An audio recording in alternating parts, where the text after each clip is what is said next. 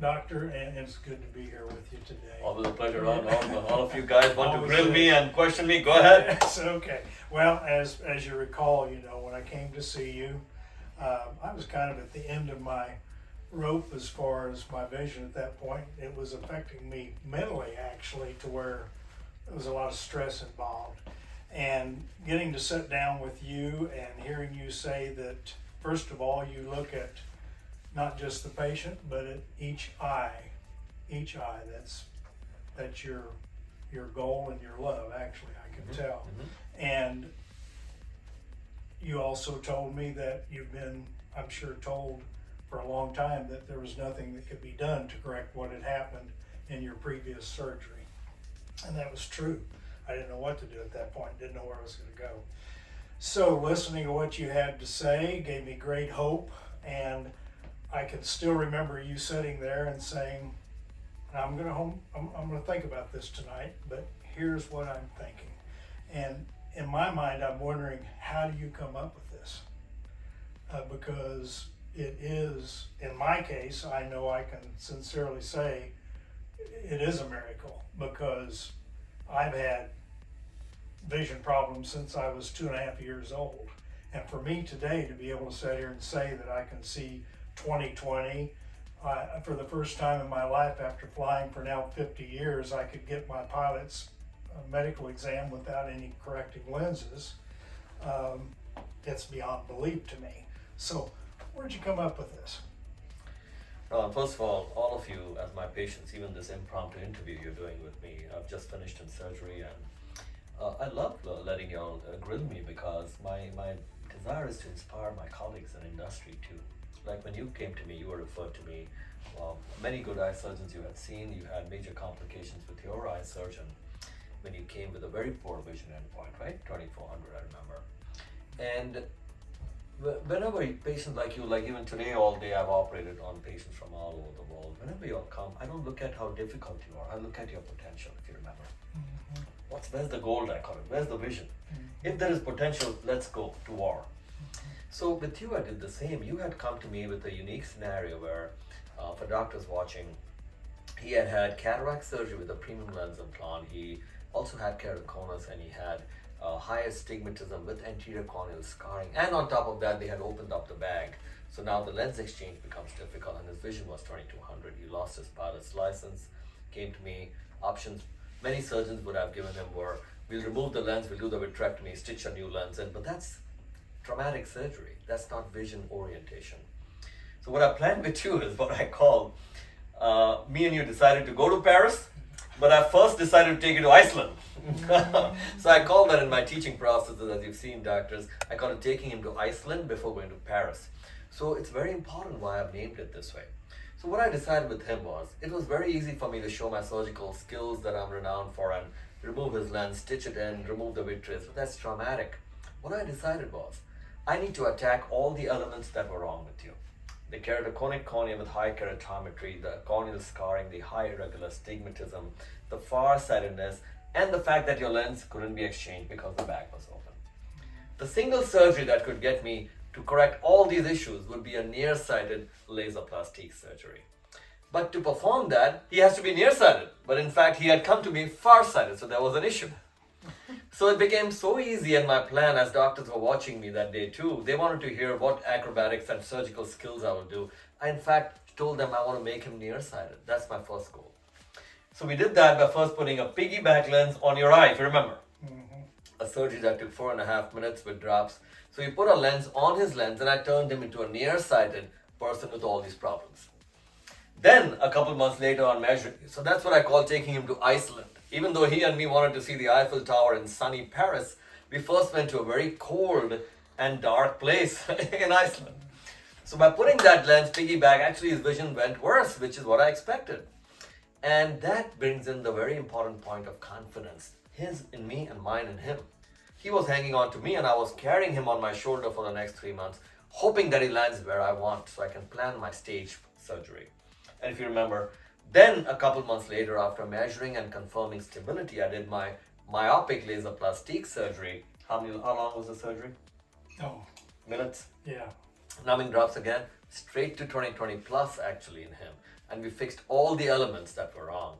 And again, without traumatic surgery. Each surgery took what, 4 or 5 minutes? Yes. But 3 months apart, and brought him straight to 20/20 plus. So the thought process to me is very important. I don't like it when doctors look at patients like you and call it complex, nightmares, complications, not a candidate. That's incorrect. If this was your elder brother or father, what would you do? That's the mindset. Then you have to understand he deserves your capability. You cannot wimp out of this now. Hey, you are difficult, excuse me, you look like a potential lawsuit because your surgeon screwed up with you and now you're angry at everybody. No. Whatever the surgeon did was their ability, limited ability. It's okay. Can you take him from the mid zone to the end zone? I know, that's it. Can I take him to the end zone? He's sitting in the midfield yelling about someone help him. Can you please pick him up and accurately take him to the end zone? So your story, among so many complications I fixed all day, is what I call taking you to Iceland before Paris. And then we both opened our eyes and saw the Eiffel Tower. It's beautiful. Does that make sense? It's beautiful, yes, yeah. And then I recently operated on your wife, Nancy. Thank you for bringing her over. Yes. And, Friends as well. Oh, how many friends? Yes, Sent me? right. All horrible. All complex. Yeah. I just did we Ray. don't want to be easy, do we? I just did Ray. Remember the guy with the scar? He and flew. Tracy too. Yeah, Tracy and his daughter. Tracy. Yes, that's right. And but I mean, for doctors watching, I really don't mind these impromptu grilling sessions that my patients do with me, because I want doctors to understand that patients deserve your attention and performance. As I keep saying, a surgeon's inability should not become the patient's disability. You have to fight for them and fight intelligently. Can't just jump in like a cowboy and start doing things. You have to plan accuracy, safety, logic, and what I call GPS. Now it's called Golani Planning System, but GPS means had we done the surgery in the wrong direction, he'd be blind. So we took him in the right direction, and there's the important part, not only about his surgery and outcome, but the personal relation with the patient. As I said, his confidence in me and mine in him, that we're going to go through these 2 stages and reverse his problems by doing elegant techniques. That's why these are called plastique techniques. First we did lensoplastic and then laserplastic, and here we are. Well, thank you again.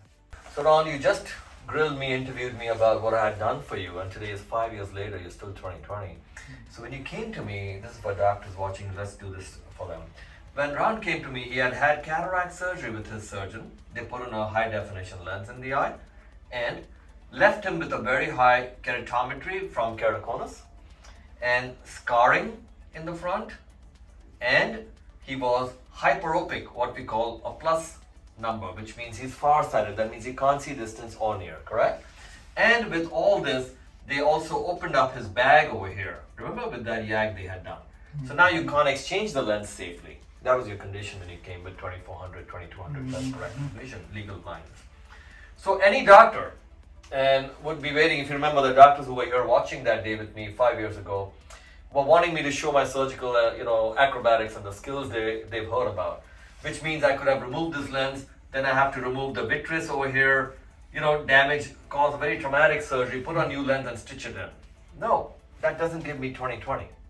So what I did instead is, I want to do one surgery which would get me all these errors that I just discussed, right? His keratoconus, high keratometry, scarring, and the refractive error.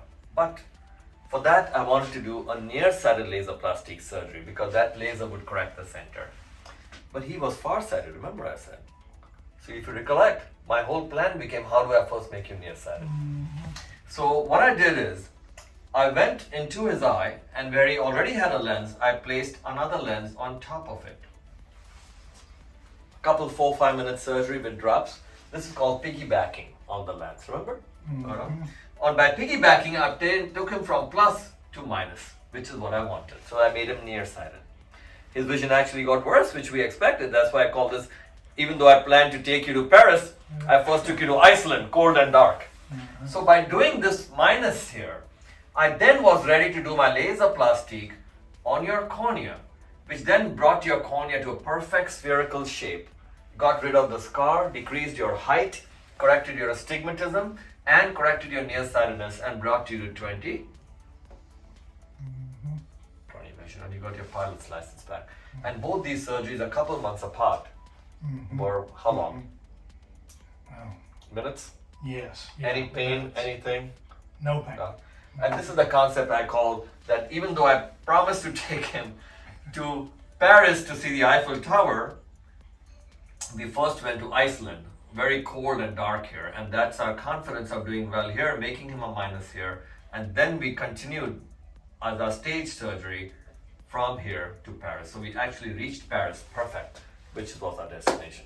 Does that make sense, Ron? Now 5 years later, you're looking at this concept for doctors. It was a great flight. Yeah, thank you.